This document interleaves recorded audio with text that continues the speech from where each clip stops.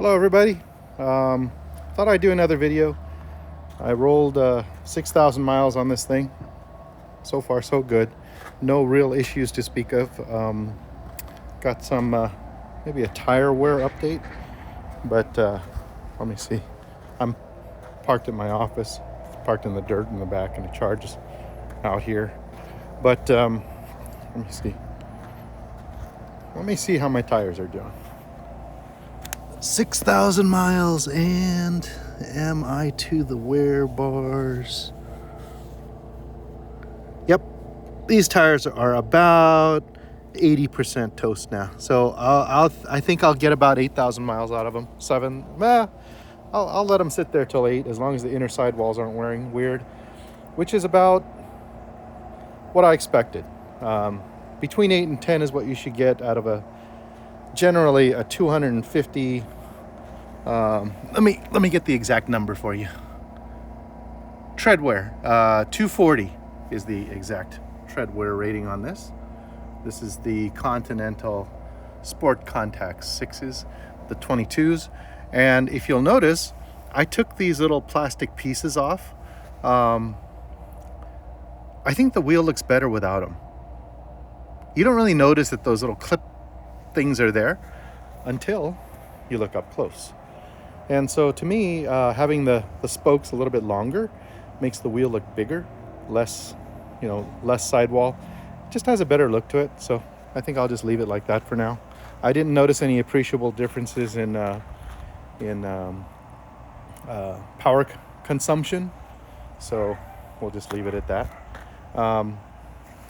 Let's see. I have developed a new issue. I have a bit of a creak, so I'm going to, when I get some time, take it in and get the creak looked at. In slow moving, I was parked in a parking garage over the weekend at a hotel, and the car was creaking when I was just kind of, parking and then getting out of the spot. So I'll have to have that looked at. Yesterday, I did travel, and I had a lot of stuff in the trunk, and I'll tell you, it was kind of miserable. So here's the part I dislike about this, and this is not a big deal, but it's just, I like the way the car looks is probably more important than anything else. But if you put something in here, how you have like this area for storage, basically, with the seat down or the seat up, whatever.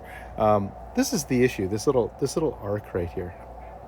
Okay, because of that little arc, you really can't put anything beyond like this point here, because it gets really, it can't really support anything big in there.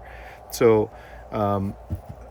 you end up with less room than you think. So really, the trunk is usable from about this point forward, which gives you like almost 12 inches of trunk space, which is not much. And then the seat folded down.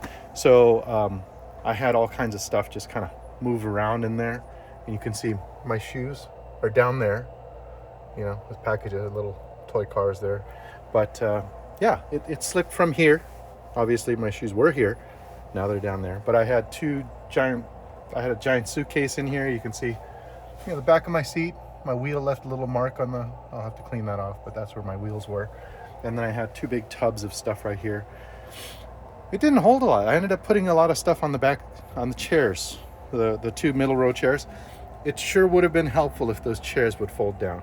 I think that this car would be so much more useful if those seats would fold. And I didn't realize they were fixed. In case you guys missed it in my last video, these seats do not fold. They're one piece.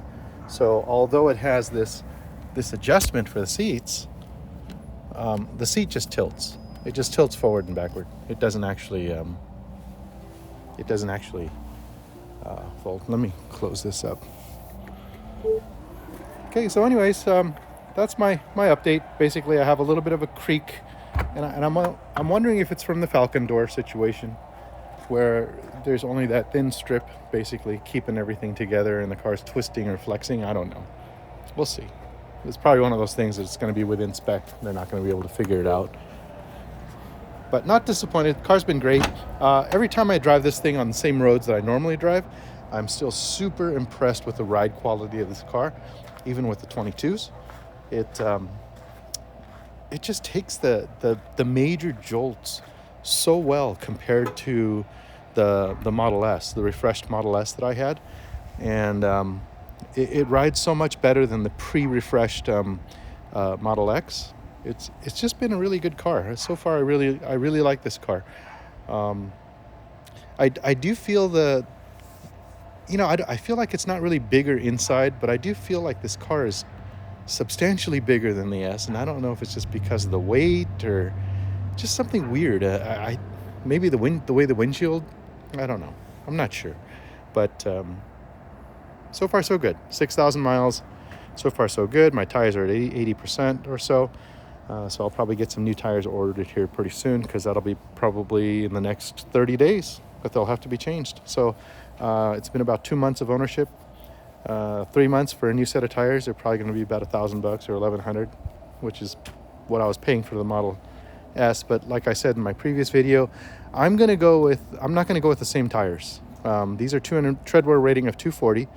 I'm going to go with the Michelin Pilot Sport All Season. Although it's not a Tesla tire, the Tesla tires have a T designation on them, and what that means is they have an inner core of foam bonded to the middle of the tire all the way around for noise suppression. And I don't know what kind of noise that is, but I don't know what it'll actually suppress, but I assume it's to keep things quiet, somehow. I don't know. But I'm not gonna use those. I'm gonna go with because I think the only option in the 22 is probably not the all season in this size. I'm not sure, but I'm gonna go with the all season because it has a treadwear rating of 500. So I should be able to get, if this is an indicator and if that's correct. I don't know if the treadwear rating is relative across different manufacturers. Maybe if it was a Continental, I'd say for sure it'd be double the treadwear, but between Continental and Michelin, I don't know, because I had Michelin Pilot Sports before on my Model S in the 21-inch size, and those lasted 6,000 to 8,000 miles. I'm hoping to get at least 15 to 18 out of the other ones, the Michelin Pilot Sport All Seasons. And I'm not too, if someone's going to say the front should match the rears for handling and all that, I'm not tracking this car. I don't care about that. If anything, it's going to handle better in the rain in the rear. I've never lost traction in any Tesla, so we'll see. But I'm going to go with those. I'll let you guys know how that goes. I'll probably post a video after I do that, so you guys will know if there's any significant increase in road noise or anything like that going with a non-Tesla tire. Okay? See you guys till next time, and hopefully nothing comes up. Bye.